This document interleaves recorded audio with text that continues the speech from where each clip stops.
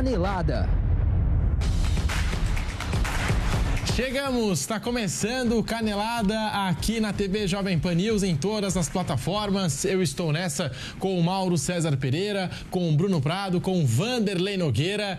Clima de festa, né? Final do ano, festividades. E por que não um programa especial, um Canelada daqueles, falando da Libertadores da América, temporada 2023. Nós vamos recapitular essa edição da principal competição de clubes do continente. Nós vamos falar do título inédito do Fluminense, do Flamengo, que ficou pelo caminho para o Olímpia, Palmeiras, que foi até a semifinal, o jogo épico entre Fluminense e Internacional, Corinthians, que ficou ainda na fase de grupos, tudo isso e muito mais a partir de agora no Canelada da Jovem Pan para você. A gente já abre aqui falando um pouquinho da pré-Libertadores, né, com dois clubes brasileiros que começaram já na pré, Fortaleza e Atlético Mineiro. O Fortaleza que passou do Deportivo Maldonado, mas foi eliminado na terceira fase pelo Cerro Porteño do Paraguai. Depois acabou indo para a Sul-Americana, chegou na final, ficou com o vice, passando inclusive pelo Corinthians. E o Atlético Mineiro, que conseguiu a classificação para a fase de grupos, ficou no mesmo grupo do Atlético Paranaense, se classificaram para a fase oitavas de final. O Galo ficou pelo caminho para o Palmeiras, o Furacão pelo Bolívar, enfrentando toda a altitude de La Paz. E a gente abre falando aqui, antes da gente chegar em Fluminense, a campanha do título, do Flamengo, que caiu para o Olímpia, do Palmeiras e também das demais equipes aí que chegaram forte nessa briga pela Libertadores. A gente começa pelo Corinthians, que ficou na fase de grupos, uma campanha desastrosa do Timão, perdeu 2 vezes para o Del Valle, perdeu para o Argentinos Júniors em Itaquera, a diretoria sempre ali prometendo reforços, mesmo numa situação ruim do Corinthians. Corinthians eliminado da Libertadores no dia 7 de junho, tá? Em uma das derrotas para o Del Valle. No dia 3 de julho, por exemplo, o Corinthians que anunciou oficialmente a contratação do Matias Rojas, né? Tava ali naquela especulação e tal. O Vanderlei Luxemburgo assumiu o comando do Corinthians a essa altura da competição, eliminado da Copa Libertadores da América na fase de grupos. Depois o Corinthians, que caiu na Copa Sul-Americana para o Fortaleza e caiu na Copa do Brasil para o São Paulo. Um ano, no geral, bem decepcionante para o Corinthians nas Copas. Não é, Bruno Prado? Bem-vindo ao Canelada. Olá, Pedro, com todos aqui. O Corinthians, assim, tem dois lados, né? Se você pegar por um time grande, pode ser considerado decepcionante se você imaginar o que é o Corinthians, como tamanho, história, enfim, um time muito grande do país. Se a gente pegar o Corinthians de 2023 de futebol apresentado, eu acho até que ele foi longe demais nas Copas. Na Libertadores não, na Libertadores caiu na fase de grupos, foi muito mal. Mas não chegou a ser uma coisa tão surpreendente, não. Caiu num grupo com Del Valle e Argentinos Júniors. Claro que poderia passar, não era um grupo impossível de passar, até deveria passar, mas eu não fiquei muito surpreso, não. O Corinthians, ele perdeu em casa a classificação, perdeu para os seus 2 principais adversários em casa e não foi assim uma coisa assustadora, nossa, que coisa tão inesperada. E na Sul-Americana e na Copa do Brasil, aí sim que eu acho que eles foram até longe demais, né? Pelo que o time jogou. Na Copa do Brasil, ele chegou até a semifinal ganhando todas nos pênaltis, do Remo, do Atlético Mineiro e do América. E na Sul-Americana, todo mundo vai lembrar aquele jogo com o Estudiantes na Argentina. Aquilo lá é inexplicável como o Corinthians passou, né, nas quartas de final. Foi bombardeado, tomou um sufoco do início ao fim e conseguiu a vaga nos pênaltis. Então, pelo que o Corinthians jogou de futebol em 2023, chegar na semifinal da Copa do Brasil e na semifinal da Sul-Americana foi até muita coisa, né? Mas na Libertadores, sim, o time foi muito mal, mas também foi merecido. Não jogou mais que o Del Valle, não jogou mais com o Argentinos Júniors. O Corinthians, em desempenho, teve pouquíssimos bons momentos na temporada. Corinthians que trocou o comando técnico várias vezes no decorrer da temporada. Começou o ano com o Fernando Lázaro, depois teve a tentativa no Cuca, que não deu certo. O Danilo, que assumiu de maneira interina um jogo ali, naquele derby diante do Palmeiras. E aí chegou o Vanderlei Luxemburgo. 38 jogos, 14 vitórias, 12 empates, 12 derrotas, 42 gols marcados, 40 sofridos, e o Corinthians que, como destacou o Bruno Prado, né? Se a gente for analisar a Copa do Brasil e Sul-Americana, até que foi longe demais. Mas na Libertadores, Corinthians que ficou já na fase de grupos, não foi aquela participação do Corinthians. Lembrando que o Timão, que já tinha caído na fase de grupos em 1977, nas outras duas ocasiões caiu ainda na fase preliminar, na pré-Libertadores, em 2011 e em 2020, e agora caiu mais uma vez na fase de grupos. Mauro César Pereira, bem-vindo ao Canelada da Jovem Pan, a gente analisando aí essa participação do Corinthians no principal torneio de clubes do continente, Mauro.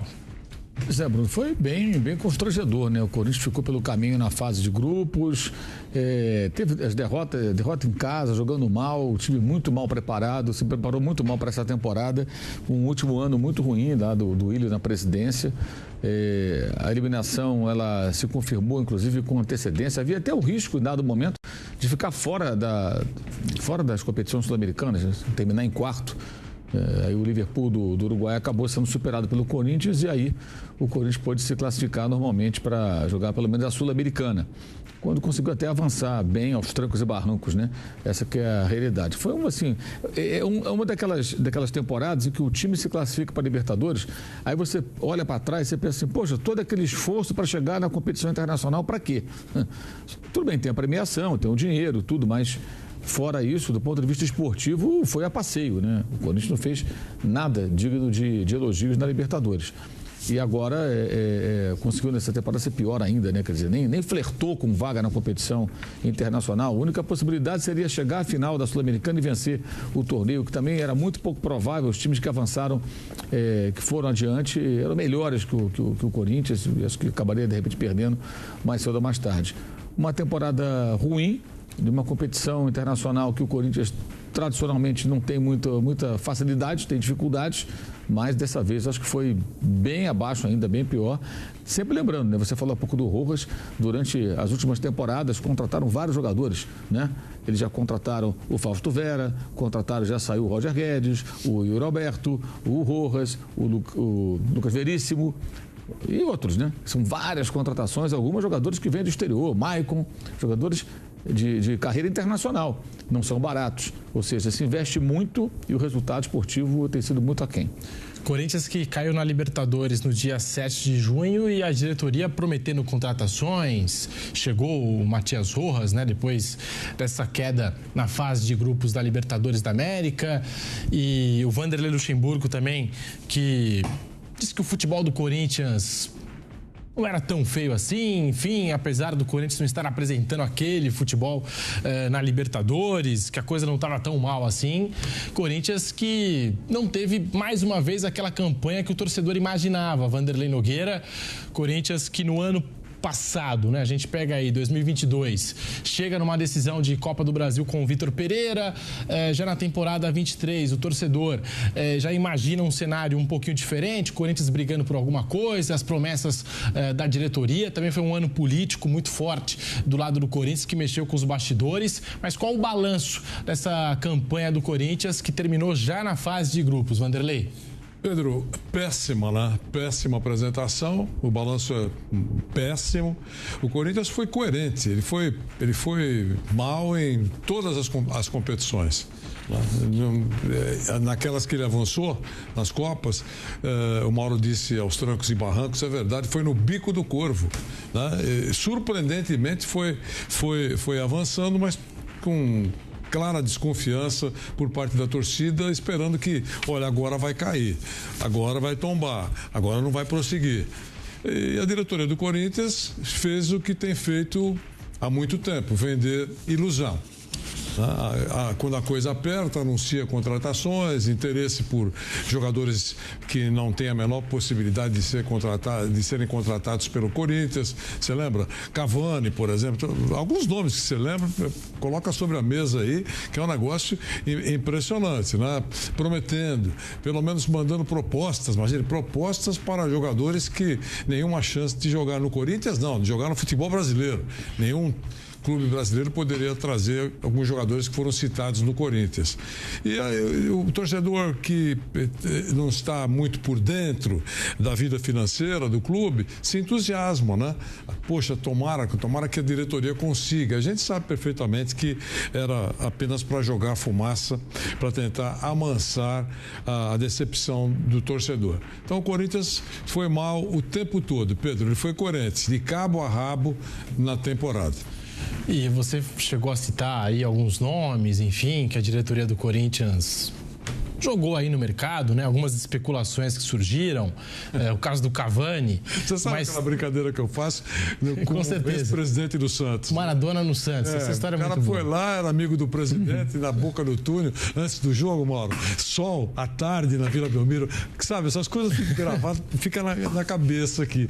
Quem conhece a Vila Belmiro sabe onde fica o túnel do Santos, e os repórteres ficam todos lá, naquele momento, né? Poderia trabalhar à vontade, esperando o time passar, e o presidente vai lá para olhar a vila, né? Cheia, casa cheia, e o repórter amigo foi lá e perguntou, e a gente está ouvindo, assim, presidente, é verdade que o Santos tem interesse no Maradona?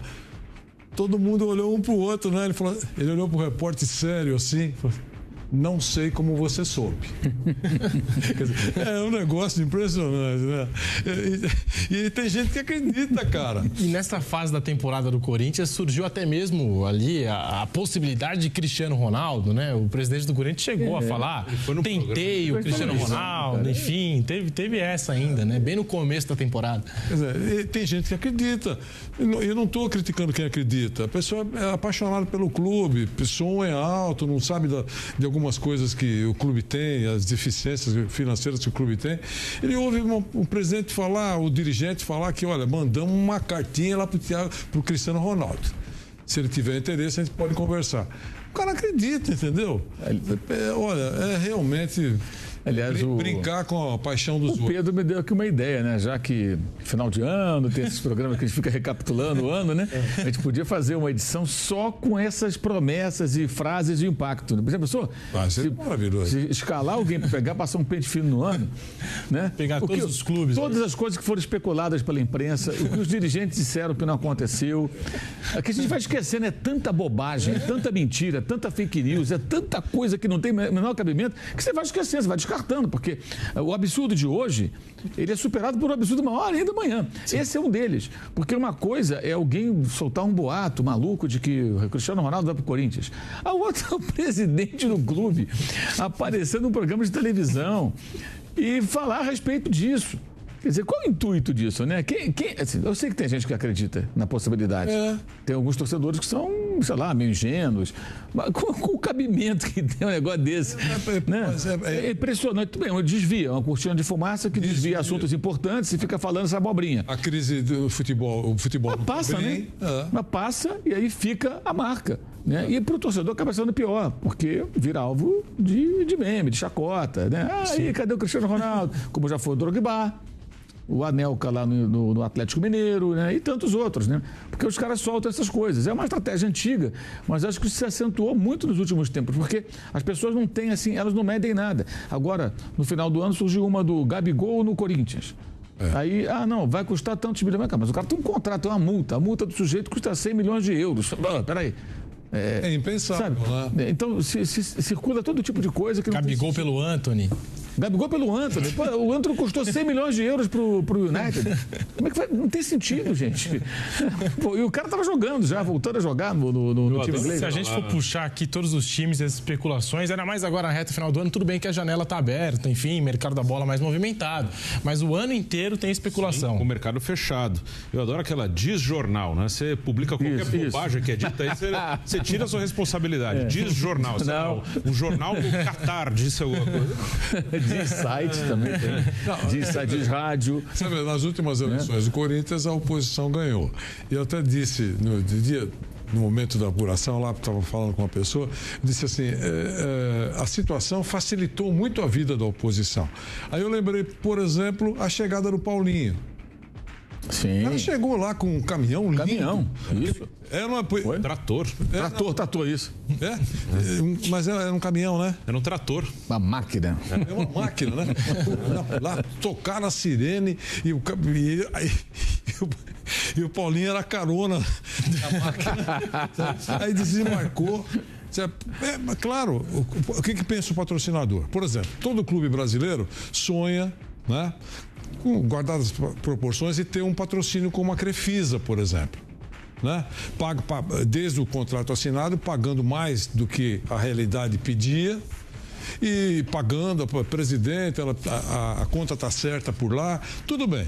Então o torcedor vê o cara chegando numa máquina, um patrocinador, não vai custar nada para o Corinthians, é um jogador histórico para o Corinthians, fica fascinado, né? Aí depois você vai lá, a empresa quase que inexiste, não tem nenhum poder financeiro para bancar uma contratação e mesmo pagar as suas contas, vai para a justiça. Como é que você faz acordo sem consultar profundamente, né? Dizem que tem o compliance. O compliance vasculha lá com quem você está fazendo o negócio. Se você vai vincular sua marca com uma empresa que vai contribuir, vai acrescer valor à sua marca também, ou você corre o risco de tomar uma trombada? Então, facilitou muito a vida da oposição à atual situação do Corinthians, Pedro. A gente falando aqui de Copa Libertadores, tentando lembrar aqui de alguns momentos, né? Recapitulando aí o início do ano, né? O início dessa temporada 2023. E já que a gente está falando do Corinthians, né? A gente segue aqui por São Paulo para falar da campanha do Palmeiras na Libertadores da América. O Palmeiras, que eu acho que já na fase de grupos acabou se complicando em jogos relativamente acessíveis, né? No Morumbi, começou perdendo para o Cerro Porteño, foi atrás da virada. No Allianz Parque, levou 2-0 do Barcelona de Guayaquil, também conseguiu uma virada ali, 4-2, terminou aquele jogo. Palmeiras que, no meio dos dois jogos da final do Paulistão, perde o primeiro jogo da final do Paulista para o Água Santa, tem que jogar na altitude de La Paz contra o Bolívar com o time reserva. Chega a abrir o placar num golaço do Flaco Lopes, mas aí o Jailson é expulso, leva a virada, enfim. E no final das contas, aquele jogo, né, pela pontuação do grupo, acabou importando bastante, mas Palmeiras passa na fase de grupos, avança até as oitavas de final da competição. Depois o Palmeiras tem já nas oitavas o Atlético Mineiro, mais um ano, Palmeiras e Galo se enfrentando no mata-mata de Libertadores da América, e melhor para o Palmeiras de novo. Terceiro ano seguido. Nas outras duas ocasiões, o Galo, posso estar enganado aqui, acho que com o Cuca, né? Com o Cuca, e nessa edição agora o Atlético Mineiro com o Felipão cai para o Palmeiras nas oitavas de final. Primeiro jogo sem muitas emoções, mas 1-0 gol do Veiga, foi uma vitória importante fora de casa, e o segundo jogo 0-0, o Paulinho perde aquela grande chance, né? Tirando do Everton, a bola vai na trave, ele acaba perdendo o ângulo, enfim, e o Galo cai mais uma vez para o Palmeiras no Allianz Parque e pela Copa Libertadores da América. Depois vem Palmeiras e Deportivo Pereira, de novo o ataque do Palmeiras, né? Fez 4-0 lá, um baita resultado, mas no Allianz Parque não voltou a produzir, ficou aquele 0-0. Então o Palmeiras, eu acho que no decorrer dessa campanha, até chegar à semifinal contra o Boca Juniors, que eu acho que vai ser o ponto que a gente vai tocar, de maior crítica à comissão técnica, aquilo que foi feito, a insistência no Rony, no Arthur, a pouca utilização do Endrick e de atletas que vinham pedindo espaço. Eu acho que o Palmeiras já no decorrer da campanha, na fase de grupos, nesses dois jogos no Allianz Parque, contra o Galo e contra o Deportivo Pereira, mostrou que não era o mesmo time de 2022, no quesito consistência, né? O time de 2022, eu acho que já entrava com uma certa confiança, já deixava o torcedor menos preocupado. O que falar da campanha do Palmeiras na Libertadores da América, Bruno Prado? A gente puxando agora pela memória esses jogos e o ataque do Palmeiras, a insistência do Abel também em duas peças, né? No Arthur e no Rony, deixando o Endrick no banco, torcedor pedindo o Endrick no time titular, ou pelo menos mais minutagem para o Endrick. Foi uma campanha campanha que o torcedor ficou naquela coisa, né? Acho que o Palmeiras podia ter ido mais longe, podia ter chegado pelo menos na final. Enfim, o que falar da campanha do Palmeiras, Bruno Prado? Bom, não só na Libertadores, mas no ano, assim, realmente o desempenho do Palmeiras não foi igual o de 2022. O Palmeiras oscilou mais, ele teve alguns momentos na temporada em que ele não jogou bem. E o Palmeiras, mesmo no Campeonato Brasileiro, ele tem um momento que ele perde 4 seguidas, que é até um momento em que também está rolando essa semifinal com o Boca, que ele acaba eliminado. Teve um momento que ele ficou 5 jogos sem vencer no Brasileiro e você lembrou bem algumas viradas já na fase de grupos. O Palmeiras até passa com uma boa pontuação, ele faz 5 vitórias e 1 derrota, só essa na estreia com o time reserva lá em La Paz contra o Bolívar. Ele vence os outros 5 jogos, mas teve sufoco. Você lembrou desse jogo com o Cerro Porteño, que até foi no Morumbi, e teve uma virada no sufoco contra o Barcelona, você lembrou também. Então, assim, foi um time que teve mais momentos assim de que ele teve que se superar. Aí, você vai lembrar no Brasileirão aquela virada no Botafogo, jogo com Fortaleza, que teve 2 vezes atrás do placar e foi buscar. Então, o Palmeiras, em desempenho, ele não teve a mesma regularidade mesmo. Ele oscilou mais ao longo da temporada e na Libertadores também. O que esse time não perdeu, né, na Libertadores acabou não conquistando o título, caiu na semifinal, sim, foi a competitividade. Assim, é sempre um time que, mesmo não jogando tão bem em alguns momentos, ele compete, é duro de ganhar do Palmeiras. O Palmeiras, se você pegar os números frios, ele sai da Libertadores apenas com uma derrota. Só essa na estreia, que pro Boca ele não perdeu. Né? Ele não perdeu pro Boca. Ele empatou os 2 jogos. Então ele só perdeu esse jogo em La Paz, na estreia. Mas empatou com o Deportivo Pereira em casa, né, depois de ter feito 4-0, empatou as 2 com o Boca. Então foi um time que teve que ir muito assim, mais assim no seu limite de superação, de chegar ao máximo. Foi um time que sofreu mais para jogar do que no ano passado. E teve nesse momento da semifinal com o Boca essa questão, né? O Dudu machucou. Aí o Abel foi buscar uma nova formação, né? O Dudu, até o jogo lá na Colômbia, foi um dos últimos do Dudu antes da lesão. Ele joga muito bem naqueles 4-0. Até foi no jogo seguinte que ele machucou contra o Vasco, né? Depois, na volta contra o Pereira ele já não estava. E aí o Abel, a primeira tentativa é com o Mike na ponta direita, o Arthur na esquerda, e o time não rendeu. E aí ele insistiu com essa formação e só modificou depois da eliminação na Libertadores para a reta final do Brasileiro. Ele fez uma outra formação com o Endrick, entrando entre outras mudanças, um terceiro zagueiro, enfim. Ele alterou e o time melhorou. Mas não foi assim, não estou falando de resultado, desempenho. O Palmeiras, ele foi um time que sofreu mais para conseguir se manter competitivo. E na Libertadores, realmente, assim, não teve momentos de brilho. Chegou na semifinal de novo, que mostra uma consistência, uma regularidade, mas não foi... Foi a quarta semifinal seguida, sim. Quarta semifinal do Palmeiras. Ganhou 2 títulos e teve 2 semifinais. Então, e contra o Atlético Mineiro, só uma curiosidade, né? Você lembrou, 3 mata-matas seguidos, 3 anos seguidos, o Palmeiras passou nos 3. Se você pegar os resultados, 6 jogos, 1 vitória do Palmeiras e 5 empates. Sim. Foi um confronto equilibrado nos 3 anos, apesar do Palmeiras ter passado nos 3. A regra também muda, né, de uma edição para outra, porque o Palmeiras avança naquela final, avança para aquela final de 2021 por conta do gol qualificado, o gol marcado pelo Dudu, enfim, no Mineirão. Já na temporada seguinte, a Conmebol acaba com essa regra, mas o Bruno acho que resumiu bem, né, Vanderlei? O Palmeiras com algumas oscilações, né, algo que a gente não viu com frequência na temporada 22, mas que aconteceu bastante em 2023, tendo que se superar, tendo que escalar a montanha, virar alguns jogos, até mesmo partidas mais acessíveis, como eu disse, contra Barcelona de Guayaquil, contra Cerro Porteño. E o curioso, falando em Libertadores dentro do Allianz Parque, né, jogando como mandante. Empatou com o Atlético Mineiro, 0-0, não foi aquele grande jogo, empatou com o Deportivo Pereira, 0-0. Fez a sua parte fora de casa, mas no Allianz Parque sempre faltou aquela cereja no bolo, né? Patinou, né? Patinou, mas nunca deu vexame. Nunca foi aquilo que se esperava. Em tese saiu, até desculpa de interromper, mas saiu da Libertadores sem vencer no mata-mata dentro do Allianz Parque, né? Porque o jogo do Boca 1-1 também. Então, mas não chega a ser vexame. Eu tô dizendo sim. O time não foi a mesma coisa, mas nunca deu vexame, né? O torcedor do Palmeiras esqueceu um pouco aquele negócio chamado estresse. Ele tem vencido muito nos últimos tempos e o torcedor mais exigente pode ficar descontente e tal, mas tem que entender que o time dele tem uma certa bagagem de bons resultados, de títulos conquistados E eu acho que o torcedor do Palmeiras não pode estar insatisfeito, mesmo com algumas competições que ele não chegou no momento final, mas ainda assim foi sempre um time muito competitivo. O Palmeiras tem sido, nos últimos anos, uma equipe que não tem decepcionado o seu torcedor. Tem hora que brilha um pouco mais, brilha um pouco menos, mas longe do torcedor mostrar descontentamento com o seu time. Pedro.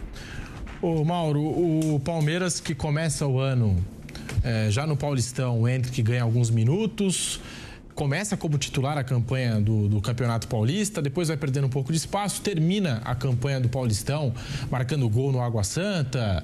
Os primeiros jogos também no Campeonato Brasileiro, a dupla de ataque titular do Palmeiras foi Endrick e Flaco Lopes. Mas também essa dupla vai perdendo sequência, o Endrick vai ficando um pouquinho de lado, vai ficando mais no banco de reservas. E aí chegou nesse momento da temporada, principalmente na semifinal contra o Boca Juniors, o Abel insistindo demais no Arthur, no Rony, que não estava funcionando, até num esquema que ele utilizava 2 laterais, o Mike mais avançado, o Marcos Rocha mais recuado no campo de defesa, enfim. E o torcedor ficou naquela, o Palmeiras precisa de outras alternativas, por que não dá mais minutagem para o Endrick? E não só o Endrick, mas outros jogadores que vinham pedindo passagem, Luiz Guilherme, o Flaco Lopes, que eu acho que pode ser mais utilizado nesse time do Palmeiras. Curiosamente, o Breno Lopes vira titular no final do ano, que era um que a torcida não queria. Né? Mas... O Breno Lopes chega a sair mais do banco do que o Endrick. Enfim, a utilização das peças também foi um tema nesse Palmeiras de 2023, Mauro. Acho que especialmente o Endrick, né? Porque demorou muito, né, a se firmar como titular, né? Você tem assim, por exemplo, eu lembro de um jogo, o Palmeiras jogou com o Fluminense no Rio e o Endrick foi titular, mas cercado de reservas e jovens, né? Os únicos titulares naquele jogo foram o goleiro Everton e o Gustavo Gomes, porque a prioridade era o Libertadores. Uma coisa é o Endrick entrando, como acontecia, no time reserva, cercado de outros jogadores que são suplentes ou são jovens como ele. A outra, ele, como depois no final do ano acabou acontecendo, né, ele jogando entre os titulares, ele sendo o titular, tendo sequência, ganhando maturidade, e aí ele mostrou toda a sua capacidade, né? Com 17 anos, diferente de quando ele surgiu, tinha 15, depois jogando com 16, faz uma diferença muito grande a idade, né? 1 ou 2 anos a mais nessa faixa, porque você está saindo da adolescência para se tornar um adulto. Então, um adolescente em campo em dado momento, depois já é um cara que já está virando um adulto, já está com corpo de adulto, já tem mais força, já tem mais condições de enfrentar uma partida profissional contra adultos bem mais velhos do que ele, inclusive, né? Alguns até com idade de ser pai quase dele. Com idade de ser pai, inclusive, né? Alguns até têm idade de ser pai dele. Mas eu acho também que demorou um pouquinho a encontrar esse formato e acabou que no final do ano ele teve, de fato, mais oportunidades. O caso do Flaco Lopes é muito curioso, porque é um jogador que o Palmeiras observou, foi buscar, não era um jogador disputado por outros clubes do Brasil, né? Ele era, na verdade, desejado por times da Argentina, que não tinham condições econômicas para contratar, porque o Lanús queria muito dinheiro, foi o maior investimento do clube e passa mais uma temporada naquilo, né? Joga, não joga, entra, sai, mas nunca conseguiu se firmar como titular. O Palmeiras na Bombonera, né, lembrando aqui, eu citei o caso dos 2 laterais, que funcionou no jogo contra o Deportivo Pereira lá na Colômbia. Acho que foi o único jogo que funcionou realmente, né, esse esquema com 2 laterais. O Dudu ainda estava no time, depois o Palmeiras perde o Dudu por lesão. E o Abel foi até onde deu, né? Com essa formação tática, com o Arthur, com o Rony, jogadores que o torcedor vinha criticando, vinha pegando no pé. O Endrick entrou nos minutos finais na Bombonera, já nos acréscimos do segundo tempo. Se teve 1 minuto em campo, o Endrick na Bombonera, acho que foi muito tempo, né? E no Allianz Parque, o Boca abre 1-0 com o Cavani numa jogada do Merentiel. Merentiel que chegou a jogar pelo Palmeiras, emprestado para o Boca Juniors, enfim. E aí, no retorno para a segunda etapa, o Abel Ferreira coloca Endrick, Kevin, Luiz Guilherme. Aí o Rojo acaba sendo expulso. Palmeiras parte para cima. O Piquerez empatou, levou o jogo para os pênaltis. Palmeiras cai nos pênaltis. Mas ficou aquela sensação. Será que se os garotos não tivessem entrado já desde o início, pressionando o Boca Juniors, com a mentalidade daquele segundo tempo, será que não teria passado pelo Boca? Enfim, é o que o torcedor do Palmeiras ficou ali imaginando naquela situação. E o Abel Ferreira muito questionado até nas entrevistas coletivas. Mas por que não coloca o Endrick, não dá uma minutagem para ele, dá mais tempo para ele poder mostrar o futebol dele? E o Abel Ferreira falando das convicções, que ele conhece melhor o time dele do que os jornalistas ali presentes na coletiva. Tudo isso aconteceu. Mas até em cima disso, Vanderlei, dá para dizer que o Abel Ferreira ele foi o responsável pela queda do Palmeiras? Talvez por essa teimosia de não querer colocar os jogadores mais jovens, o Endrick, que eu acho que é o caso mais evidente, né, dessa campanha toda do Palmeiras, Vanderlei? Bom, eu acho que ele deveria ter dado mais espaço para o Endrick. Acho que ele demorou muito para acreditar no talento do Endrick. Ele sabia que era um jogador fora de série, sem dúvida. O Real assinou um cheque consciente de que está contratando um jogador que vai fazer sucesso, ou que pode fazer muito sucesso por lá. E o Abel ficou muito cauteloso. Eu não sei se ele usou em algum momento a palavra blindagem. Ele procurou blindar o jogador. Eu até concordo com em alguns momentos quando você quer poupar para não expor um jogador tão jovem. Mas ele é um jogador fora da curva. Sabe, ele é jovem, mas é diferente dos outros jovens, no sentido de saber jogar bola, o corpo dele é corpo de adulto, né? Joga numa função importante. Eu sempre lembro o que disse recentemente o Marcos, o goleiro Marcos, né? Que tem uma história tão linda no Palmeiras. Ele fez um vídeo de 5, 6, 7 segundos, entendendo que o Endrick estava jogando no lugar errado. Né? Nessa posição, disse o Marcos, que parece que conhece um pouquinho, né? Nessa posição, o Endrick morre. Estão matando ele, que não ia acontecer nada com ele, jogando pelos lados e tal. Agora, no final da temporada, começou a jogar enfiado no meio do campo, enfim, como atacante mesmo, e tem feito sucesso, né? Tem feito muitos gols. Então, eu acho que nesse ponto, com relação ao Endrick, o Abel não foi feliz. Ele poderia ter sido, digamos assim, um pouco mais corajoso, um pouco mais arrojado, usando um garoto extremamente talentoso.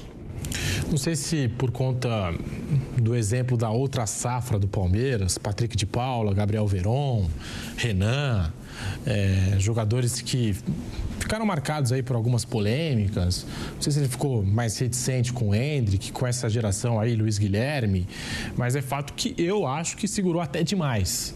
Tanto que o torcedor do Palmeiras ficou naquela, né, Bruno? Pô, beleza, tá segurando aí o garoto, mas daqui a pouco ele vai embora, vai pro Real Madrid. E a gente não vai ter esse potencial, não vai ver de perto esse potencial todo, esse talento todo do Endrick aqui no futebol brasileiro. Dá para dizer que o Abel Ferreira foi o responsável pela queda do Palmeiras, Bruno Prado? Não, acho que o responsável eu acho exagerado. Acho que, assim, eu acho que ele poderia ter dado mais tempo para ele contra o Boca, mas ele poderia ter iniciado e perdido com ele mesmo, né? É difícil saber. E a maioria, na época, queria todos os meninos. E o único que realmente firmou depois disso foi o Endrick, né? O Luiz Guilherme e o Kevin, depois, não tiveram também sequência, né? Como eu até falei, quem acabou virando titular foi o Breno Lopes, né? O Luiz Guilherme e o Kevin não tiveram a mesma sequência. Então, essa questão do Endrick, acho que fica claro, assim, que todo mundo gostaria de ter visto ele antes na equipe titular e que o menino é muito bom. E o Abel sabe que o menino é muito bom. Sempre soube, claro. Ele trabalha com ele lá. O menino foi vendido para o Real Madrid. Assim, eu só fico mais cauteloso, assim, de falar, o Abel demorou muito, porque o Endrick, ele tem uma coisa de que todo mundo espera que ele seja um gênio. Se ele for muito bom, vão achar que ele é um fracasso. Todo mundo, ou ele é um gênio ou ele é uma porcaria.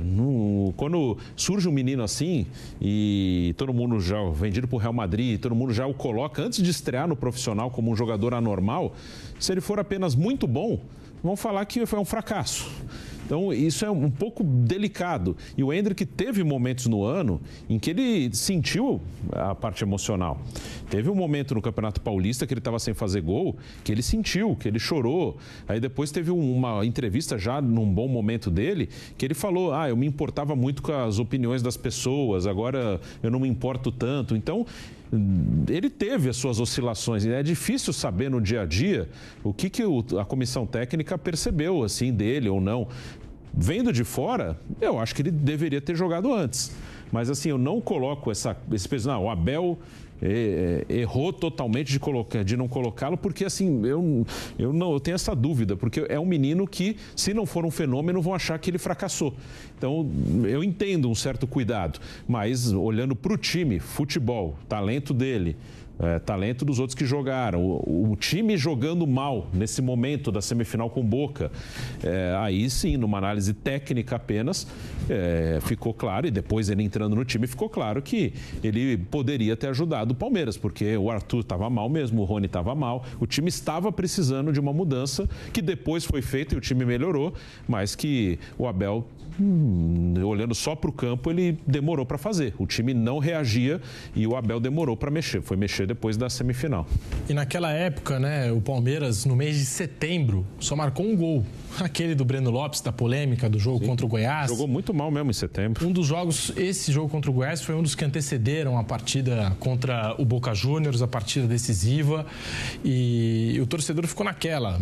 O ataque não está correspondendo do jeito que está. Começou a olhar para o banco de reservas, viu que o Endrick estava encostadão lá e, tem que dar mais espaço aí, tem que dar mais minutagem também para o Endrick, para ver se muda alguma coisa. Foi um período difícil para o ataque do Palmeiras àquela altura da temporada. E até a questão do Merentiel que eu citei aqui, que ele inicia a jogada do gol do Boca Juniors na segunda partida, no jogo de volta no Allianz Parque, com o Flaco, depois pode acabar acontecendo a mesma coisa se não for bem aproveitado, se não for utilizado, né?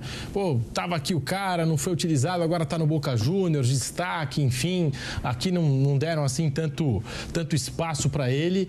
O Merentiel chegou à final da Libertadores com o Boca Juniors e em alguns momentos ali pela fase até do Cavani, que vinha sendo criticado pela imprensa argentina, pouquíssimo aproveitamento e tal, chegou a pegar a vaga do Cavani no time titular, depois os dois formaram uma dupla de ataque, enfim, pode acabar acontecendo também com o Flaco Lopes, né, que está aí tentando o seu espaço também nessa equipe do Palmeiras. Palmeiras que caiu para o Boca Juniors na semifinal, Boca que chega na decisão, Mauro César, sem vencer nenhum jogo, algo inédito aí na história da Libertadores, passou nos pênaltis, usando a envergadura do Sérgio Romero, pegador de pênaltis e tal. Foi assim também contra esse Palmeiras no Allianz Parque, Mauro César. Foram dois jogos assim que os dois mandantes foram melhores, né? O Boca também pressionou muito o Palmeiras no jogo na Argentina e foi muito pressionado, até porque ficou depois com um homem a menos e o Palmeiras não conseguiu vencer. A campanha do Palmeiras na Libertadores, ela não foi uma campanha das mais convincentes, né? Essa eliminação, eu acho que ela foi não diria uma consequência, mas teve uma certa lógica, né? A trilha dos jogos, né? Contra o Deportivo Pereira, o Palmeiras goleou na Colômbia e empatou em São Paulo. Depois ele ganha do Atlético em Minas 1-0 e empata antes, né? Empata também em São Paulo. E o Atlético naquela época, começando aí do trabalho do Felipão, estava naquela sequência de jogos sem vitória, 10, 11 jogos que o time ficou sem ganhar. E aí contra o Boca aconteceu de novo, quer dizer, empate em casa, tinha empatado o jogo na Argentina. E aí nos pênaltis o Boca... O Boca sabia que nos pênaltis dificilmente ele perderia, né? Ele tinha muita convicção disso em todas as fases. Quando eliminou o Nacional, quando eliminou o Racing, o Palmeiras, e se na final, contra o Fluminense fosse para os pênaltis, o Boca seria favorito na disputa de pênaltis, porque o goleiro pegador de pênalti e os jogadores muito condicionados àquilo. Eles tinham, de fato, um preparo, uma convicção de que dificilmente perderiam em disputa de penais, como acabou acontecendo. Mas acho que a Libertadores do Palmeiras foi uma Libertadores ruim. O time não foi bem, atuações bem aquém. A única que chamou a atenção foi a goleada lá contra um pequeno time da Colômbia. Mas mesmo assim, esse time chegou aqui em São Paulo e resistiu e ficou no 0-0.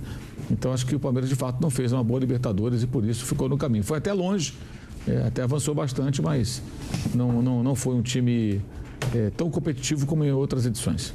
Estamos aqui nesse Canelada especial falando de Libertadores da América. Vamos agora falar da campanha do Flamengo. Flamengo que ficou pelo caminho, foi eliminado pelo Olímpia do Paraguai. Foi a primeira vez desde 2019 que o Flamengo foi eliminado após vencer o primeiro confronto de um duelo aí de ida e volta. E de lá para cá, até a eliminação de hoje, eram 16 confrontos, saindo na frente na ida e 16 classificações, contando Libertadores e também a Copa do Brasil.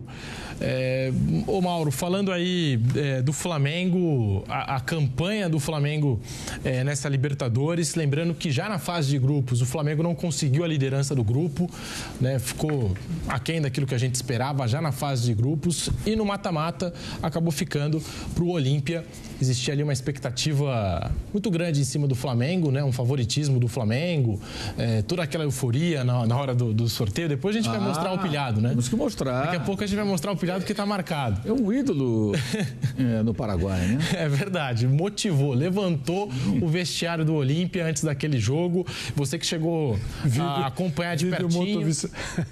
Para motivar o Olímpia. O Olímpia, pois é. O que falar dessa campanha, desse fiasco do Flamengo, né, na Libertadores, Mauro César? Foi uma campanha ridícula, né? O Flamengo já de cara, ele perdeu para o Alcas, um time fraquíssimo. E esse jogo foi o jogo que começou a desenhar a queda do Vitor Pereira, e depois perderia para o Fluminense 4-1 a final do Carioca. Acho que ali o Flamengo começou a tomar decisões erradas, porque é o de sempre, né? O técnico é demitido, quando as coisas vão mal, os jogadores são preservados, vem outro técnico, também não dá certo, e fica na tentativa e erro, né? Há anos é assim. E empatou com o Ñublense, time fraquíssimo do Chile, um pequeno time chileno, não conseguiu uma vitória. Teve a chance de ganhar do Racing, ficou um tempo com um homem a mais, não ganhou, tomou um empate, quase tomou a virada. E aí conseguiu a classificação, depois venceu o Racing no Rio de Janeiro e tal, conseguiu confirmar a classificação, mas correu o risco de perder uma vaga na fase seguinte para uma dessas duas equipes, Alcas ou Ñublense, o que seria, digamos assim, um vexame com muitos requintes. E não satisfeito, o Flamengo resolveu fazer vexame na fase seguinte, na fase de mata-mata. É claro que o Olímpia é um time grande da América do Sul, um tricampeão da Libertadores, tem uma torcida incrível, mas o futebol paraguaio é um futebol muito pobre financeiramente em relação ao futebol brasileiro, e a disparidade de Olímpia e Flamengo hoje ela é abissal, uma coisa absurda. O Olímpia foi a essa fase da Libertadores sem poder contratar, tomando transfer ban, porque não pagou, então pega jogador emprestado aqui, faz lá uns rolos para poder ter time, porque não tem grana, tem dívida, uma série de problemas. Então é uma equipe que lutando ali com dificuldade. Teve um momento de eliminação da Copa do Paraguai naquela semana, mal no Campeonato Argentino, era um dos piores times, e foi eliminado por um time da segunda divisão, São Lourenço, que não é evidentemente o de Almagro, São Lourenço lá do Paraguai. Então era uma crise, caiu o técnico, e mesmo com isso tudo, o Olímpia eliminou o Flamengo. De que maneira? Perdeu no Rio 1-0 e foi ao Rio para perder de pouco. O Flamengo fez 1-0 e meio que se acomodou com aquela vantagem, como se tivesse classificado. Já foi uma conduta absurda dos jogadores, uma conduta até desrespeitosa com a competição, com a sua torcida, porque você tem que entrar na Libertadores, numa competição como essa, mesmo sendo um time mais fraco, mas um clube que tem camisa, né? Você tem que jogar tudo. Se puder fazer 2-3, fazer 2-3. Não dá para jogar, fazer 1-0 contra o adversário que só se defende e achar, tá bom. Jogo de lá a gente resolve. E aí aconteceu, fez 1-0 de novo no jogo no Paraguai, ou seja, o placar agregado era 2-0 e o Flamengo tomou 3 gols de cabeça. 3 gols de cabeça. E o mais incrível, assim, que o Olímpia empata no primeiro tempo e quando sai o segundo gol na etapa final, o jogo estava meio morno, não estava nem uma pressão muito grande. Faz o segundo gol, aí o estádio acorda novamente, que aí os caras percebem, agora já estamos indo para os pênaltis. É a hora de fazer mais um gol. E fizeram mais um gol. E assim, quem estava no estádio sentia que ia tomar os 3. Era certeza. Porque o Flamengo não foi competitivo, foi um time covarde, como inúmeras vezes na temporada. O Sampaoli cometeu lá seus erros, entre eles a insistência com um goleiro ainda sem cancha para uma competição como essa, o Matheus Cunha, que falha pelo menos em 2 gols. E o Flamengo foi assim, eliminado de uma maneira absolutamente ridícula, né? Lembrando aí papelões que o Flamengo já fez em Libertadores antes dessa fase de mais sucesso, com títulos, com participações em finais. Mas o Flamengo já teve várias, né? Teve o Cabanhas, o próprio Olímpia eliminou o Flamengo certa vez, porque empatou um jogo 3-3 no Rio de Janeiro, no Engenhão, estava 3-1, e depois o Flamengo ganhou do Lanús e o Olímpia foi eliminado, acabou batendo no Emelec e eliminando o Flamengo. Então, isso foi em 2011, se não falha a memória. Então, assim, foram vários. Teve o Cabanhas, teve o Defensor do Uruguai, o Montilho também, com a Universidade de Chile, eliminou o Flamengo também dando um banho no Maracanã. Então, são vários papéis. Teve 2002, que não passou da fase de grupos com o time da ISL, que tinha aqueles jogadores todos, Alex, Denilson, Petkovic, Gamarra, foi eliminado na fase de grupos. E essa eliminação foi desse naipe, foi desse calibre, foi uma eliminação vergonhosa. Libertadores do Flamengo 2023 foi um negócio assim, que se fosse uma gestão mais séria do futebol do Flamengo, teria mais consequências com relação ao que fazer, e eu acho que ia ter gente ali que não ia ficar. A produção me avisa que a gente já tem no ponto aqui um dos grandes momentos da Esse atual... é um momento maravilhoso. Libertadores, primeiros da temporada 23 aí da Libertadores, o nosso pilhado que acabou motivando os atletas do Olímpia antes da bola rolar. Vamos conferir. Vestiário lá. Reuniram. ¿Se acuerdan que los brasileños dijeron que iba a ser un partido fácil? Que en el Maracaná se llaman la clasificación. Olimpia. ¡Olimpia! Flamengo já nas quartas da Libertadores. Olimpia. Que grande momento, hein? Vanderlei Nogueira, que grande momento foi esse? Foi maravilhoso. Eu gostaria muito de estar no vestiário do Olímpia e os caras olhando pro telão. O jogador ali com sangue nos olhos, né? Xingando a dona Rosana, que é a mãe do Asmar. Enfim, deve ter sido um momento incrível. E ele deu combustível pro Olímpia. E o Olímpia... Pumba! Foi vexame. O Mauro já falou o que aconteceu. Foi lamentável. Não era para perder, né? Um time importante como o Flamengo, poderoso, um grande elenco, uma distância financeira imensa. Não podia tropeçar diante do Olímpia. Mas esse vídeo tem um detalhe também que é interessante, né? Os paraguaios levaram a sério. Foi bom para eles, porque funcionou. É lógico. Né? Os caras ficaram mais mordidos. Mas como é que leva a sério? Né? Não tem que levar a sério. Se eles soubessem de quem se trata, eles não iam levar a sério. Eles iam falar, isso aí deixa para lá. Esse cara que está falando, não vamos levar isso a sério. Mas eles acharam que era sério. Né? Que era sério. Evidentemente não é sério, não dá para levar a sério. A pré-eleição lá, os jogadores com sangue nos olhos, no dia de jogo contra o Flamengo, né? Plano de jogo, técnico reúne todo mundo numa salinha lá. Aí tem esse vídeo, né, do nosso pilhado.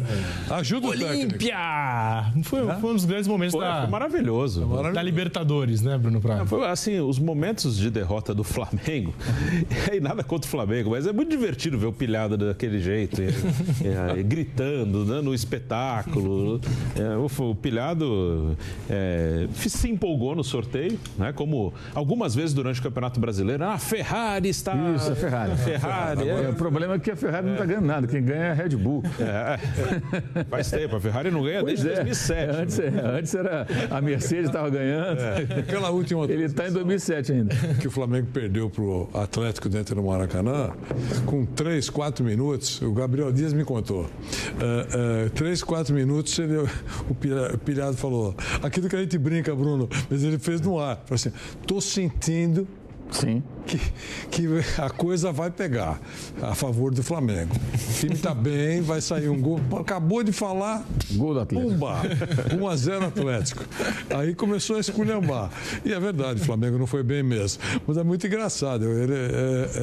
Ele é um personagem que o torcedor do Flamengo gosta, mas se levar a sério, Sim. Pondera, né? Não pode levar a sério. Agora, na ocasião do sorteio, de fato, o Olímpia era o time mais fraco possível. Mas daí você achar que já ganhou e comemorar, vai uma grande distância. Por isso não pode levar a sério. Né? Se ele dissesse, olha, pelo momento do Olímpia e pelas outras opções aí de adversários, né? Foi o melhor adversário. É o menos ameaçador, é o menos forte, né? Digamos assim, para você não ficar, né? Agora, quando o cara fala um negócio desse, quer dizer, assim... É que não entende nada de futebol, vamos falar português, claro, né? Então ele acha que futebol tem essas coisas, cara. Futebol acontece em coisas surpreendentes. A gente está vendo isso toda hora, né? Então, mas ele, pelo menos agora, é uma figura conhecida em Assunção. Né? Se ele sair pelas ruas do Paraguai fazer umas compras, nossa, vão tirar selfie com ele, vai dar autógrafo, né? O cara vai pedir, grava um vídeo aqui para o meu cunhado que torce pro Olímpia, grava um vídeo aqui pro meu tio. Ele deveria ir lá, deveria dar um rolezinho por lá. Talvez até alguém cante Índia. Isso, nossa, imagina, que coisa maravilhosa. Essa coisa tem toda a zoeira zoeira, mas mostra uma coisa que acho que para mim é bem clara. Esse domínio brasileiro, e ganhou de novo, o time brasileiro foi o Fluminense, a gente vai falar do Fluminense. Assim, ele existe, claro, são 5 edições, mas assim, você ganha se você jogar no seu máximo, né? Você não vai ganhar de qualquer jeito. Mesmo o Flamengo, o Palmeiras, que foram os que ganharam os últimos 4 anos antes desse título do Fluminense. O Palmeiras contra o Boca, a gente já falou, não estava bem e acabou eliminado. Como o Flamengo esteve mal em vários momentos, e aí nem com times, o Mauro já falou, da campanha na fase de grupos, contra times fraquíssimos, como o Alcas e Nublense.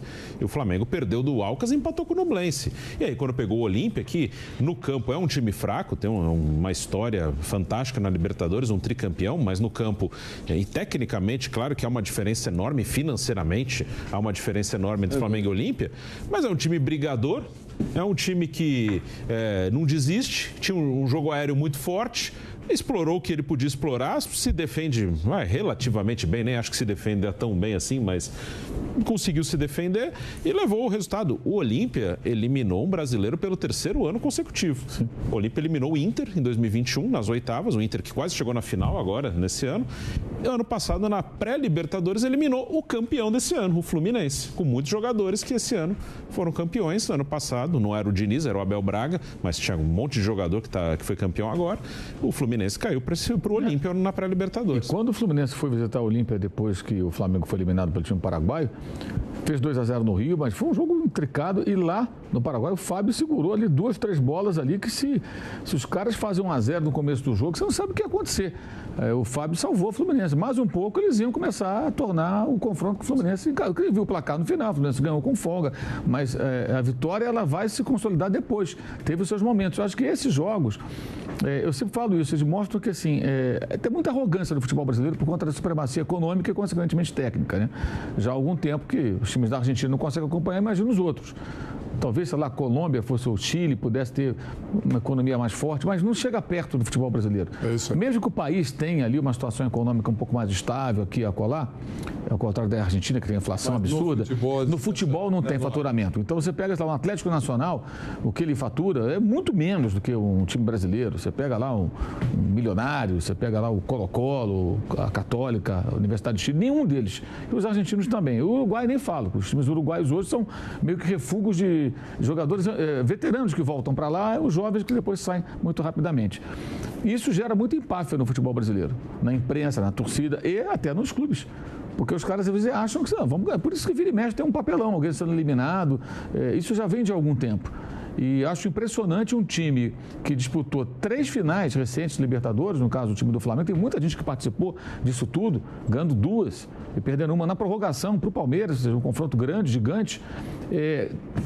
Conseguir entrar num jogo desse com esse comportamento. Isso é de uma irresponsabilidade, de uma falta de seriedade com o próprio trabalho. Porque aquilo ali, cara, é óbvio, se o Flamengo jogar sério com o Olímpia, faz 2-0 no agregado, não tem jeito, o Olímpia não teria condições. Mas isso acontece e não é só com o Flamengo, às vezes acontece com outros times também por conta dessa postura. O próprio Fluminense, no ano passado, como o Bruno lembrou, foi eliminado nos pênaltis. Ganhou no Rio, empatou lá, quando foi ver, estava eliminado. No fundo, não era ainda o Fernando Diniz, é bom lembrar, era o Abel Braga. O Diniz assume depois já na Sul-Americana, mas já com a vaca indo para o brejo. Até tem uma goleada de 10, né? No Oriente Petroleiro. Mas aí não adianta mais, que o time já estava praticamente eliminado. Ele começa ali, na verdade, o trabalho que culminaria no título da Libertadores do outro ano. Vamos conferir o caminho do Flamengo nessa Libertadores com arte e tudo na tela para você que nos acompanha nesse canelada especial da Libertadores. Os jogos do Flamengo aí, ó, na fase de grupos, já derrotado pelo Alcas 2-1, aí vence o Nublense 2-0, empata com o Racing, empata com o Nublense 1-1 nesses 2 jogos, aí vence o Racing por 2-1 e vence o Alcas por 4-0. Faz 1-0 no Olímpia, no primeiro jogo, e na segunda partida é eliminado 3-1 para o Olímpia. A campanha do Flamengo, os jogos do Mengão nessa Libertadores, se despediu dessa edição da Libertadores sem vencer um jogo fora de casa, Bruno Prado. Perdeu para o Alcas na estreia ainda com o Vitor Pereira, empatou com o Nublense e com o Racing na fase de grupos e perdeu para o Olímpia no Paraguai. A campanha foi muito ruim, né? Aí está ilustrada. O Alcas e o Nublense, times muito fracos, times que não disputam a Libertadores com frequência. Não são times que estão jogando todo ano. Tem alguns times fracos que jogam todo ano, até conseguem melhorar, disputar mais, competir um pouco mais. Esses dois nem disputam, né? São times que disputaram dessa vez. Assim, não são times que jogam. O The Strongest joga todo ano, tem altitude, sei lá, o Deportivo Táchira joga. Esses dois não jogam. Então, o Flamengo foi mal desde o início da competição. Esse jogo com o Racing no Maracanã foi duríssimo e até o Flamengo teve bons momentos. Tomou um 1-0 com gol do Matias Rojas, que depois foi pro Corinthians, foi buscar uma virada, mas o Flamengo não jogou bem, momento nenhum na Libertadores, não. Então acabou eliminado, ele era favorito contra o Olímpia, mas não jogou bem em nenhum momento. O Flamengo, nas competições mata-mata em 2023, a gente puxa desde o início do ano, perdeu a Supercopa para o Palmeiras, né? O jogo único, perdeu as semis do Mundial para o Al Hilal, ficou com o 3º lugar do Mundial de Clubes da FIFA, perdeu a Recopa para o Independiente Del Valle, né? Perdeu a final do Carioca para o Fluminense, perdeu as oitavas da Libertadores para o Olímpia e chegou na final da Copa do Brasil, mas perdeu para o São Paulo na grande decisão. O Flamengo, nas competições mata-mata, é claro, chegou na final da Copa do Brasil, mas no restante, né, Mauro, não conseguiu levar nada. E o que explica, né? O que o Flamengo será que fez tão errado aí na preparação, no planejamento, para ter ido tão mal assim nas competições mata-mata em 2023? Assim, toda a temporada foi muito confusa, né? Eu acho que assim, o Flamengo chega numa final de Copa do Brasil, acho que muito final da qualidade do elenco, né? Então, quando se mobiliza em algumas partidas específicas, consegue ir avançando. Por exemplo, contra o Grêmio. Venceu em Porto Alegre 2-0, um jogo que perdeu o pênalti, perdeu o gol feito, podia ter sido até mais. Depois confirma a classificação do Rio de Janeiro. Eliminou o Fluminense. O campeão da Libertadores caiu na Copa do Brasil diante do Flamengo. Por quê? Naqueles 2 jogos o time se mobilizou, jogou melhor o primeiro, foi 0-0, expulsão do Felipe Melo, o Fluminense se fechou, segurou o empate, no segundo 2-0, ganhou com autoridade. Ou seja, adversários difíceis que o Flamengo conseguiu vencer, como no Brasileiro, quando se mobiliza já com o comando do Tite e ganha do Palmeiras no Maracanã, jogando bem também. Então você tem alguns momentos em que o time de fato foi bem, venceu com autoridade, mas é o que eu falava durante o ano, um time que escolhe jogos. Quando fala escolhe jogos, gente, não é hoje eu vou jogar, amanhã eu vou jogar, esse eu quero vencer, esse eu não quero ganhar. Não é isso. O time se mobiliza para jogos específicos quando sente que aquele jogo é mais desafiador, é mais excitante. E outros jogos eles ficavam ali, naquela coisa e tal. Isso é absurdo, mas acontecia. Isso é o que explica, em parte, esses tropeços contra Maringá, derrota. No jogo de volta, goleou, claro, estava arriscado de ser eliminado pelo Maringá na Copa do Brasil. O Nublense, o Alcas, a derrota de 4-1 na final do Carioca para o Fluminense, quando vencia no agregado por 2-0, uma postura inaceitável. A participação no Mundial de Clubes, e por aí vai. O jogo mesmo contra o Del Valle, perdeu por 1-0, joga no Rio, joga melhor, cria uma série de situações de gol, mas só faz o gol no final, perde nos pênaltis. Então foi uma sequência aí de equívocos, né? Eu acho que é o reflexo de um fim de uma era para alguns jogadores e de uma diretoria que não tem convicção de nada e que teve durante os últimos, sei lá, contando aí do final do ano anterior, com Dorival, teve Vitor Pereira, teve o Mário Jorge em alguns momentos como interino, teve o Sampaoli e depois o Tite. 5 técnicos em um pouco mais de um ano. Então, assim, os jogadores, a cada hora, cara, é uma loucura isso. E 6 preparadores físicos, porque o Sampaoli teve 2. Um deles foi o que agrediu o Pedro após o jogo em Belo Horizonte contra o Atlético e depois foi desligado do clube. Então, o Sampaoli teve que contratar um outro. Então, vamos 6 preparadores físicos. É uma loucura isso. Como é que pode funcionar? É impossível, uma coisa que não tem como dar certo. Aí o que acontece? Dá certo em alguns jogos, quando o técnico consegue fazer ali a coisa, e isso depende muito da mobilização dos jogadores. E eles se mobilizavam para jogos específicos. Então, se passasse pelo Olímpia, será que eles iriam se mobilizar contra o Fluminense, que seria o adversário seguinte? Talvez sim, como foi na Copa do Brasil. Talvez não, como foi na final do Carioca. Olha que loucura. Na final do Carioca, o Flamengo perde de 4-1 um jogo, onde tinha tudo para ser campeão. E depois ele elimina o Fluminense na Copa do Brasil em 2 jogos em que o time compete para valer. Eu acho que isso é uma questão, essa é uma questão que é muito discutida Até o Guardiola andou circulando vídeos aí do Guardiola falando sobre como manter a concentração e a motivação dos jogadores. Esse é um desafio para qualquer clube de futebol. Mas eu acho que isso não é tarefa só para o técnico. Eu acho que isso é uma tarefa do técnico em conjunto com quem com ele trabalha, inclusive a diretoria. Você tem que ter a percepção de que alguns jogadores eventualmente não vão mais render.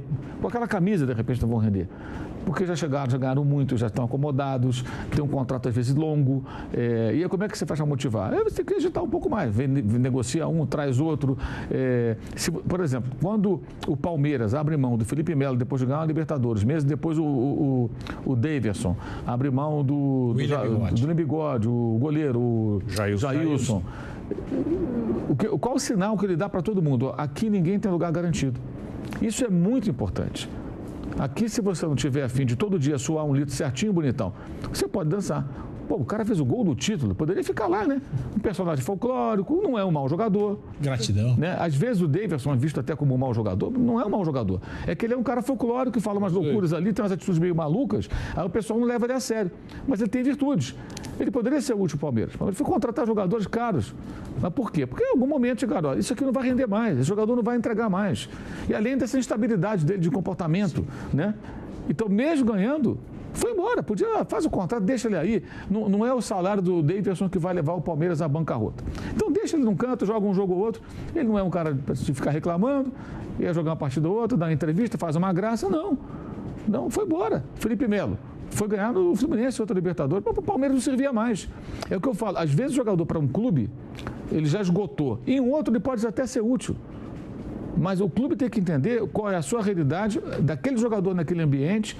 E também cada clube tem um patamar de cobrança, tem um nível de investimento, uma expectativa do torcedor e da imprensa, que às vezes aquele cara não consegue atender. E o Flamengo não sabe fazer isso. Então ele renovou inúmeras vezes contratos, manteve muita gente acomodada. E aí os técnicos que vêm e vão, eles são obrigados, entre aspas, a resolver. Ó, chega aí, Vitor Pereira, ele resolve, faz. Pô, mas os caras voltaram de 42 dias de férias, pô. Quer dizer, o cara que é um mago Merlin, né? Plim, uma varinha de condão e todo mundo começa a correr, todo mundo que está fora do peso entra no peso. Uma piada. Lembrando isso, o Vanderlei até que fez essa conta. O Flamengo tirou 42 dias de férias. Isso foi decidido por quem? Pela diretoria, pela comissão técnica da época, que era do Dorival Júnior, e pelos jogadores que queriam as férias. Aí o técnico que chegou depois, ele já assume com a bucha. Porque é óbvio, se você ficar 30 dias sem jogar futebol, eu imagino que no elenco você vai ter alguns jogadores que vão se dedicar mais, que vão evitar comidas específicas e tal, vão treinar ali, alguns até contratam lá um personal, fazem uma programação, o clube também dá uma programação para eles e tal. Mas nem todo mundo vai fazer isso. Tem aquele cara que tem um direito do cara, em tese, ele não pode se descuidar totalmente, voltar pesando 100 quilos, mas o cara daí, eu tô de férias, vou comer um peixinho, tomar uma cerveja, dormir mais tarde, vou comer um doce, coisa que de repente ele não faz no dia a dia para manter aquele shape ali, aquela forma, né? Porque os jogadores hoje são controladíssimos, né? Os clubes têm muitos recursos para controlar. Então, férias já é um problema nesse sentido. Você tem que botar o pessoal em forma. E já tinha competição importante de cara. Então, você tem um curto período para fazer isso. Aí tu dá mais 12 dias. Gente, é quase metade do tempo a mais. Então, você amplifica o problema. Isso foi feito. Então, essas decisões todas levaram, acho que o resto para mim é consequência. E os técnicos chegavam sempre com a função de fazer a mágica. E não vão fazer mágica. Lembrando que na eliminação para o Olímpia, também é importante falar do ano do Gabigol. Um ano, enfim, que acho que representa a queda de rendimento do Gabigol com a camisa do Flamengo. Também num ano de Copa Libertadores, porque ele marcou 2 gols. A pior marca de gols do Gabigol em uma edição de Libertadores. O detalhe que fica é que em 2023 o Gabigol jogou 2 partidas a mais do que em 2020, né, que tinha sido até então a sua pior marca. E o Flamengo, àquela altura, caiu para o Racing, dessa vez caiu para o Olímpia. E o Gabigol, na eliminação para o time paraguaio, comentou que os jogadores não sentiram a pressão porque estão acostumados a jogar no Maracanã. E por fim encerrou dizendo que a partida foi roubada porque houve uma falta no Wesley no lance do 3º gol. Abre aspas para Gabigol. Estamos acostumados à pressão. Jogamos com 60 mil no Maracanã quase todo o jogo. É muito fácil apontar os erros. ruim falar quando perde do juiz, mas ele inverteu as faltas, expulsou o técnico. A Conmebol é aqui do lado, em Luque, no Paraguai. São muitas coisas que acontecem na Libertadores e vocês sabem. Falta no Wesley, no terceiro gol, mas agora parece que está chorando. Foram muitos erros nossos, mas foi um roubo muito grande, fecha aspas, o Gabriel Barbosa, que reclamou aí depois da eliminação para o Olímpia. Assim, a gente está recapitulando, quase uma retrospectiva aqui, reexibindo, né, a fala do Gabigol, mas é fato, né? O ano de 2023 marca a queda de rendimento do Gabigol com a camisa do Flamengo. Mauro César, Vanderlei, Bruno Prado, apenas 2 gols nesta edição de Libertadores, a pior Libertadores aí da carreira do Gabigol. E um ano muito ruim, né? Aí fica, acho que uma dúvida, né? O ano do Gabigol foi fraquíssimo. Aí fica a dúvida, foi um ano ruim ou ele vai ter uma queda? Ele não é um veterano, o que eu digo é até uma queda não pela idade, o Gabigol ainda é um cara novo, é pelo mental. Às vezes acontece com os jogadores, e aí eu não vou explicar lado psicológico, eu não sou psicólogo, nada, mas a gente vê que às vezes acontece assim do cara, sei lá, não consegue mais se concentrar totalmente naquilo, ele quer fazer outras coisas, ele tá num clube onde ele já ganhou muita coisa, o Gabigol gosta de festa, e ok, tudo bem, é a vida dele, não tem nada com isso, mas acontece às vezes na vida do atleta, e o Gabigol tá jogando profissionalmente há muito tempo, ele estreou no Santos com 17, 16 anos, então, apesar dele ser jovem, ele já tem mais de 10 anos de carreira como atleta profissional. Pode ter um esgotamento ali mental dele, e isso pode fazer com que, olha, antes eu abria mão de algumas coisas, hoje eu já não abro mais. Pode acontecer, isso a gente vai saber acho que no ano que vem, que pode ser um ano ruim, ponto, o ano do time foi ruim, ele também, e aí teve um momento que ele já não conseguiu mais recuperar, aí no próximo ano sai de férias, relaxa a cabeça, volta bem, volta ao normal, beleza, tomara, é um jogador muito bom, talentoso, histórico do Flamengo e ainda jovem, mas eu tenho essa dúvida, não sei se é um ano ruim ou se ele vai ter, a partir de agora, uma queda de rendimento constante, mas essa resposta acho que a gente só vai ter no ano que vem. Se ele fizer outro ano ruim, aí já começa a preocupar. Até porque eu acho que passa pela cabeça dele se ele vai conquistar a condição de titular do Flamengo. Eu acho que deve ter muito parça, empresários, aquelas coisas todas, mas será que ele sente que vai recuperar a condição de titular do Flamengo? Ou não? Se ele não se sentir com força suficiente para voltar para o time principal, eu acho que vai encontrar uma maneira de sair. Não sei como. A multa é muito alta, enfim. Mas eu não sei se ele vai tolerar banco por muito tempo, mesmo sabendo que ele não está bem. O banco para ele é um ato de justiça, ele não está bem. Mas eu não sei como é que está a cabeça dele e o que é que as pessoas falam dele, se ele é muito sensível de ouvir a badalação, tipo, é impossível olhar para você e ver você no banco. É você e mais 10. Tem o grupo infernal que fica buzinando no ouvido do cara. Eu não sei como é que ele está encarando tudo isso. Eu acho um jogador importante para o Flamengo, acho que poderia continuar mais tempo lá. Se ele voltasse a jogar bem, seria um poder de fogo respeitável para o Flamengo, mas é uma dúvida mesmo nesse ano que está quase começando. Em 2019, ele fez 12 jogos, marcou 9 gols, uma assistência. Em 2020, 5 jogos, 2 gols, uma assistência. Em 2021, 13 jogos, 11 gols, 4 assistências. Em 22, 6 gols marcados, 3 assistências em 12 jogos. E na temporada 23, pela Libertadores, 2 gols marcados e uma assistência em 7 jogos. Tá aí, portanto, o aproveitamento do Gabriel Barbosa, o Gabigol. Também um ano com várias polêmicas, teve aquela questão do Lil Gabi lá, virar rapper, né? Enfim, também teve a festa de aniversário. Qual foi o poderoso Gabi? O poderoso Gabi, a festa de aniversário. Torcedor do Flamengo que foi ali na porta da festa para protestar em meio ao jogo contra o Botafogo pelo Campeonato Brasileiro, enfim. Foram algumas coisas que também marcaram o ano do Gabriel Barbosa, o Gabigol. Teve essa declaração dele falando do roubo, enfim, tentando justificar de alguma forma a eliminação do Flamengo nas oitavas para o Olímpia, mas é fato, né, Mauro? É um ano que o Gabriel Barbosa, o Gabigol, a gente está aqui comentando e comentou durante toda a temporada, é um ano que mostra a queda de rendimento dele com a camisa do Flamengo. É uma queda absurda, né? Ele claramente é um jogador... Assim, o Gabriel, durante um determinado momento no segundo semestre, ele era claramente um dos piores, se não o pior atacante da Série A. O mais inútil, assim, incapaz de fazer uma jogada, uma finalização, um passe, nada acontecia, justamente por conta de uma temporada em uma forma técnica e aparentemente física. Aí no final do ano surgiu a história de uma lesão, mas o cara está lesionado e é relacionado para os jogos? Como é que é isso? Sempre é relacionado? Pode ser que tenha algum probleminha físico, tudo, mas uma lesão mesmo, algo grave, não parecia ser, porque ele sempre estava sendo relacionado para as partidas. Acho que o Gabriel ele é um cara que precisa repensar muito a forma de jogar, como é que se comporta em campo, a maneira como ele finaliza já é conhecida pelos goleiros, ele não melhorou em nada o cabeceio. É um atacante, ele não finaliza com o pé direito.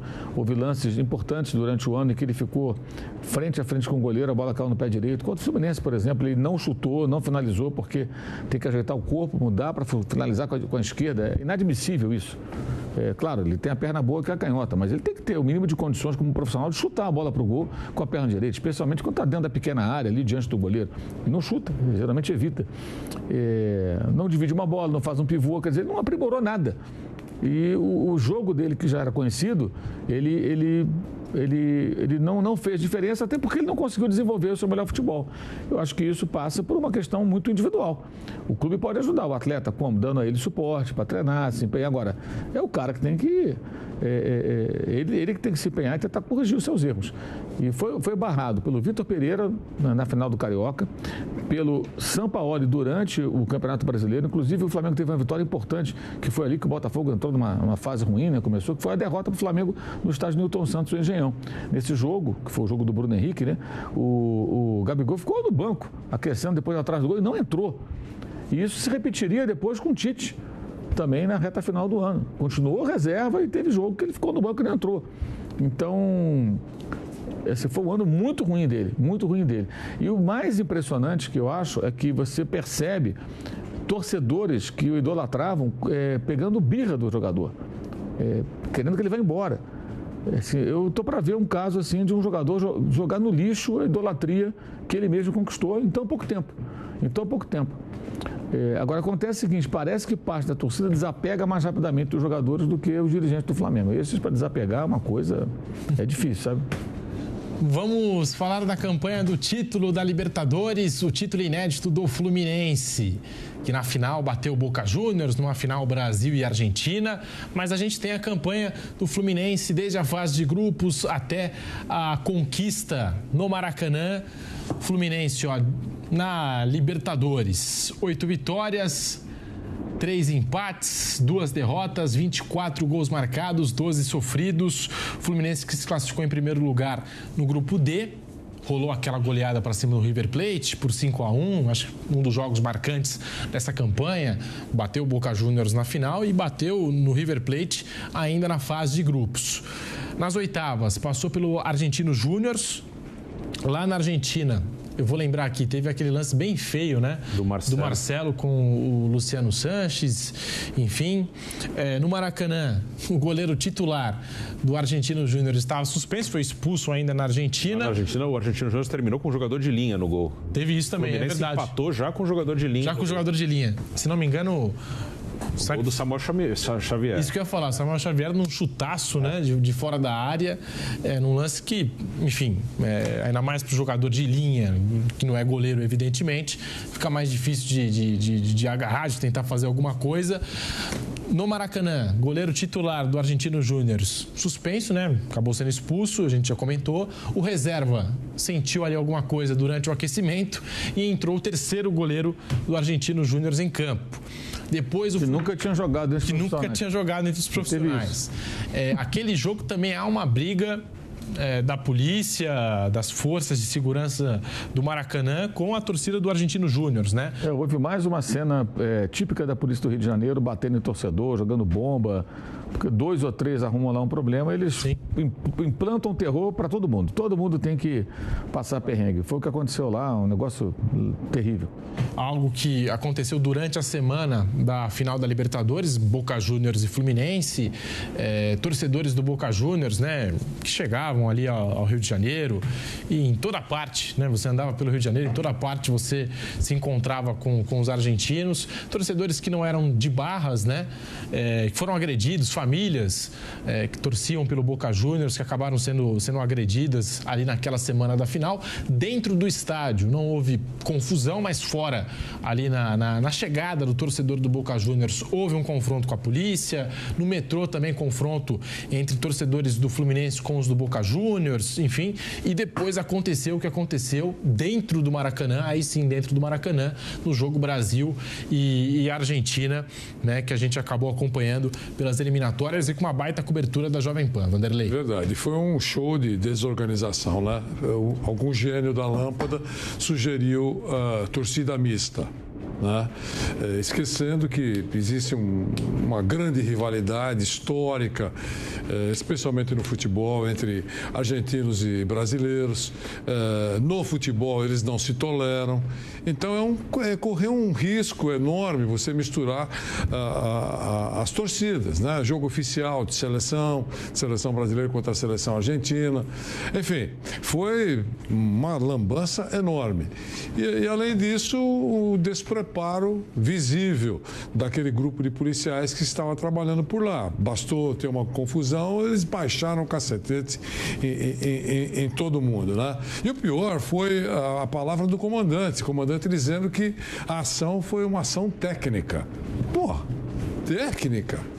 O que mais faltou lá foi técnica, né? Será que não teve um oficial, por exemplo, da Polícia Militar, que numa reunião que sempre antecede um evento tão importante, disse naquele encontro que, olha, gente, torcida mista não pega bem, o que vocês acham? Então foi lamentável isso que aconteceu e a FIFA abriu uma ação, né? Uma ação, e eu acho que é perda de tempo, é excesso de bem-estar, é coisa de quem não tem o que fazer, porque todo mundo viu lá o que aconteceu, né? Inclusive acionou a AFA, dizendo, inclusive, comportamentos da torcida argentina. Quer dizer, o que aconteceu? A discussão foi aberta para não acontecer nada. Não vai acontecer nada nem para um nem para outro, na minha visão. Quer dizer, a imagem mostra exatamente o que aconteceu. Começar um processo, discussão, é igual aquele negócio de formar uma comissão. Quando você quer que não tenha nenhuma solução, você monta uma comissão. Vamos montar uma comissão para analisar a barba de Pedro Marques. Isso não vai acontecer nada e a barba do Pedro vai ficar até a cintura.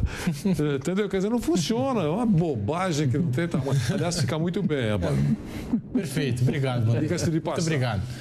Voltando aqui à campanha do Fluminense, a gente acabou lembrando, né, dessas confusões, enfim, e de cenas lamentáveis, né?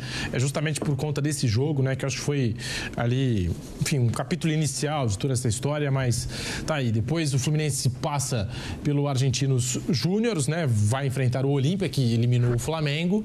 Primeiro jogo 2-0 no Maracanã e venceu lá no Paraguai por 3-1. Um jogo que o Mauro também chegou a destacar, que não foi também tão fácil, né? Quanto a gente pega aqui o placar, a gente pega às vezes o placar e esquece do cenário que foi a partida. O Fábio fez grandes defesas e o Fluminense acabou passando a próxima fase. Fábio, um dos personagens dessa conquista, desse título histórico para o Fluminense. Na semifinal, aí acho que um dos grandes jogos aí dessa caminhada, porque o Fluminense faz o gol com o Cano, o Samuel Xavier é expulso, levou a virada do Internacional, mas ainda assim conseguiu o empate ao maior estilo Fernando Diniz, colocando um monte de atacante lá.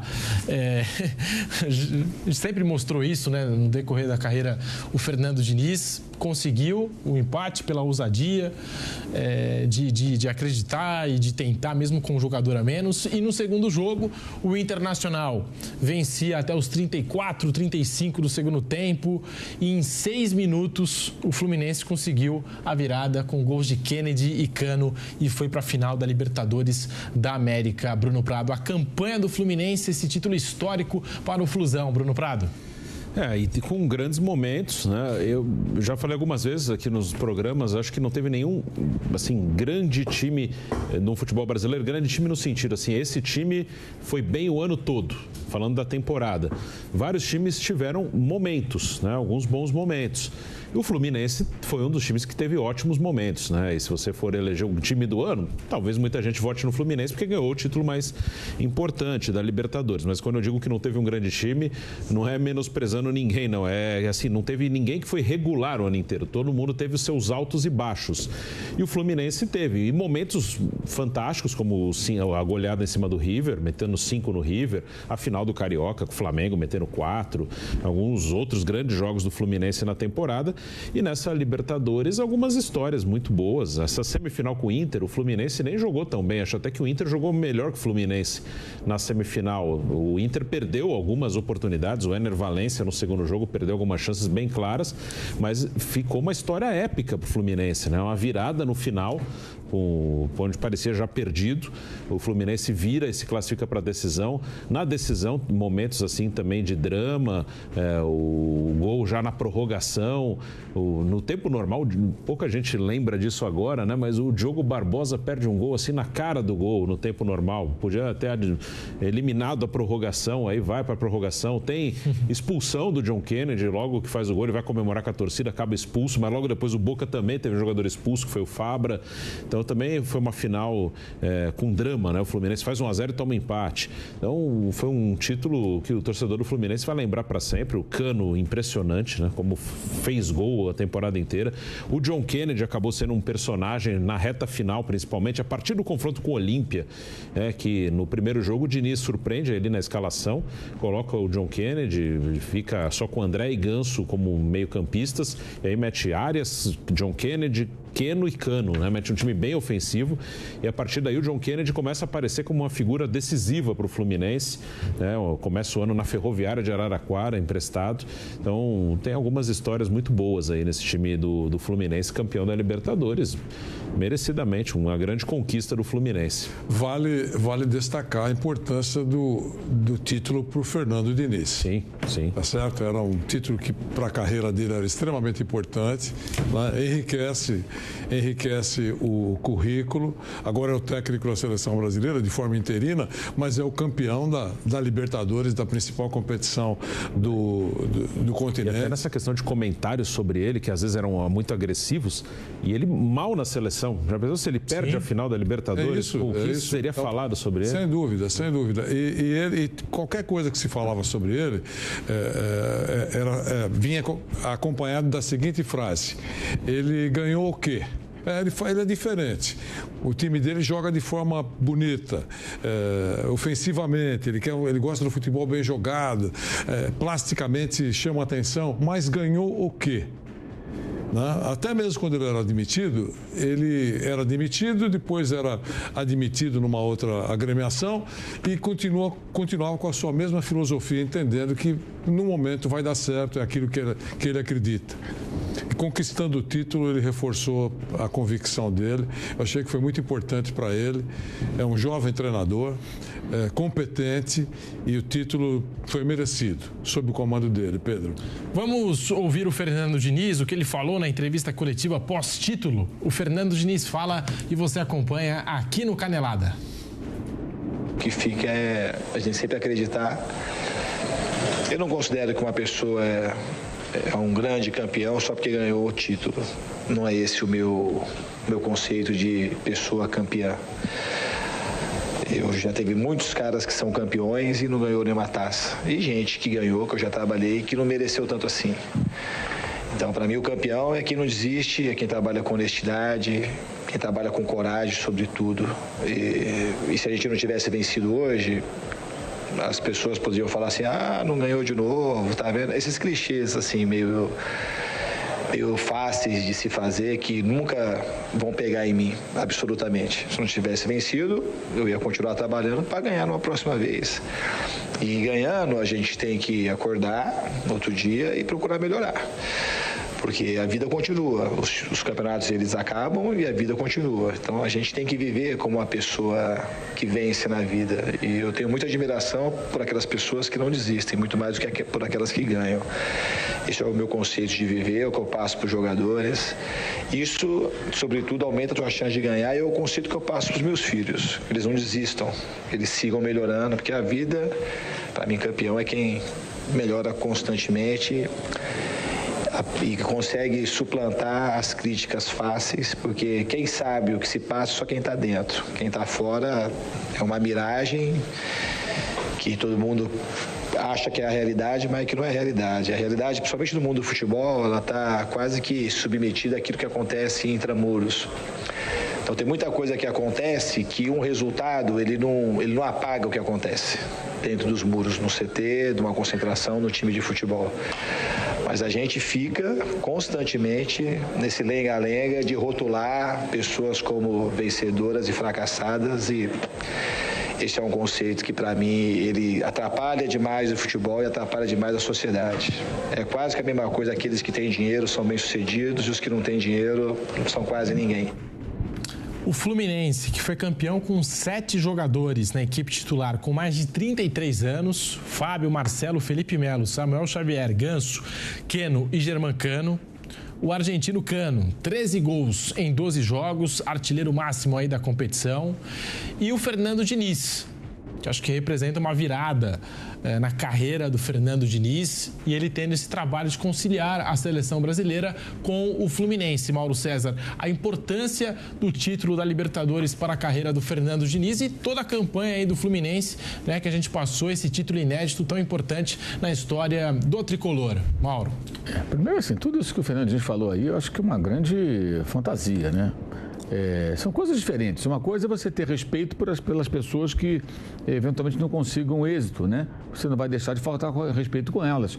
Não vai dizer, o cara é um fracassado, que ele não ganhou. Ele não ganhou o campeonato porque não deu certo, o cara perdeu o pênalti, o time não era tão bom. Então tem vários fatores. Mas é óbvio que o título, a vitória no esporte, tem um peso absurdo. Não dá para comparar, pelo amor de Deus. Ele entra no outro patamar, ele ganhou a Libertadores. O torcedor do Fluminense, esperava esse título há muitos anos. Ele ganhou o título pelo Fluminense. A vida dos torcedores do Fluminense se divide entre antes e depois dessa conquista. Porque o Fluminense perdeu, inclusive, uma final no Maracanã para a LDU nos pênaltis. Num jogo que tinha que fazer uma reação incrível, fez essa reação, devolveu o placar e perdeu nos penais em 2008. Então havia uma ferida aberta que cicatriza agora com essa conquista em cima do Boca, novamente no Maracanã. E teve essa oportunidade o Fluminense, tem o primeiro clube que tem no jogo único a chance de decidir onde normalmente manda as suas partidas. Então esse título tem um peso absurdo. E claro, isso não significa que quem perdeu, você vai, o cara... Eu entendo o que ele quer dizer, porque às vezes as pessoas que perdem são tratadas como se não fossem nada. Mas há derrotas e derrotas, tem uma série de pontos. O próprio técnico do Boca, né, não ficou. Perdeu e logo depois saiu o Almiron, não ficou o Jorge Almiron. Se tivesse sido campeão, provavelmente ficaria no Boca. Ou seja, a derrota teve impacto por lá. Não que ele seja o único responsável pelo time argentino ter perdido a final, obviamente não foi isso, só por conta dele. Tem muito mais coisa em jogo aí. Agora, o Fluminense teve uma campanha de momentos assim épicos até, mas uma campanha muito, passando muito raspando, né? Contra o Argentino Júnior, contra o Olímpia bem menos, um sustinho no final, como eu falei há pouco, o Fábio foi bem, e contra o Inter, nos 2 jogos o Inter foi melhor e não foi capaz de matar o jogo. No Rio tinha um homem a mais, 2-1, cedeu o empate, quando estava tudo na afeição para o Inter fazer até o 3º gol. E no jogo que vencia por 1-0 em casa e teve 3 chances ótimas, 2 delas claríssimas. E o Ener Valencia, o grande goleador equatoriano contratado durante a temporada, sem ele acho que o Inter não avançaria tanto na Libertadores, mas ele perde aquelas oportunidades. E o Fluminense vira no momento que tinha ele meio que com tudo ou nada. E deu certo. Então, assim, foi um roteiro perfeito. Mas eu acho que o Fluminense, ele não foi um time que se impôs contra todos os adversários. Isso não aconteceu. O dinizismo, o estilo de jogo dele não foi superior a todos os adversários. Teve momentos assim, de muita dificuldade, um pouco de sorte contra o Argentino Júnior, pelo fato do goleiro ter sido expulso no momento que o técnico Gabriel Meio tinha feito 3 alterações, as 3 últimas, então ele tinha um a mais, de repente ele tem um goleiro expulso e tem um cara da liga no gol. Isso aí mudou completamente. E o gol de empate do Fluminense é uma bola defensável para um goleiro que o menino lá que estava improvisado aceitou. E depois no Rio de novo, problema com o goleiro e outra vez o gol que o garoto que nunca tinha jogado no profissional sofreu, era uma bola defensável. Então o Fluminense teve muita dificuldade contra esse adversário, contra o Olímpia menos e muito contra o Internacional. Mas ganhou, isso é que importa. Mata-mata é assim. Não é uma medição de quem jogou melhor, é de quem consegue vencer os jogos. Então, acho que analisando a campanha, ela tem momentos épicos, mas o futebol, os confrontos, não foram de supremacia absoluta sobre os adversários. Isso não aconteceu. Acho até que seria exigir demais de um elenco que deu certo com muitos veteranos, mas que eu não entendo que esse seja o modelo. Acho que isso, para mim, é exceção, não é a regra. O Fluminense foi campeão com vários veteranos, então vamos contratar um monte de veteranos. Não, eu acho que não é assim. Isso, para mim, repito, é exceção, não é a regra. E, na final, o Diniz faz o quê? Ele não vai com o John Kennedy, ele coloca o Martinelli, mais um meio-campista. E o John Kennedy fica guardado para entrar durante o jogo. Como entraram outros jogadores jovens, aí saíram Marcelo, Ganso, Felipe Melo já tinha saído. Ele vai tirando os caras mais cansados e dá uma rejuvenescida durante o jogo. Até porque foi para a prorrogação, para tentar, de certa forma, dar uma oxigenada. Então, não acho que esse seja o modelo. Para mim, repito, isso é muito mais exceção do que a regra. Até acho que o desafio do Fluminense para manter a competitividade é dar uma rejuvenescida no elenco. À medida que um ou outro vai saindo, não trazer outro veterano, trazer alguns jogadores mais jovens para tentar dar uma equilibrada, porque normalmente não é o que... E veja bem, o Fluminense tem uma queda muito grande no campeonato, essa é uma das razões do brasileiro. Em dado momento ele tem uma queda. O Fluminense, ele venceu 2 jogos nas primeiras rodadas fora de casa e não ganhou mais ninguém fora de casa até derrotar o Santos na Vila Belmiro. Ficou quase todo o campeonato sem ganhar fora de casa. E acho que pesa um pouco também o fato de ter um elenco muito velho. Né? Alguns jogos do Fluminense, eu levo a média de idade, 30 e poucos anos. O adversário com... O Argentino Júnior tinha a média de 24, o Fluminense 32, uma coisa assim. Então, isso tudo pesa também. Fluminense do Fábio no gol, que fez uma grande temporada, dos veteranos que eu citei aqui, da personalidade de John Kennedy, e acho também que é um consenso aqui na mesa, né, que o Germancano foi o grande nome da Libertadores, né, máximo artilheiro, 13 gols em 12 jogos. A gente vai ficando por aqui com esse Canelada. Muito obrigado, Mauro, Vanderlei, Bruno, e muito obrigado a você pela audiência na TV Jovem Pan News em todas as plataformas. A gente vai ficando com o Canelada por aqui.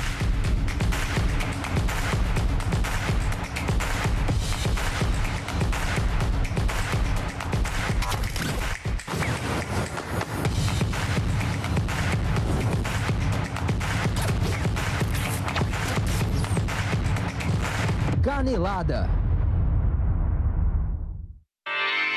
Realização Jovem Pan News.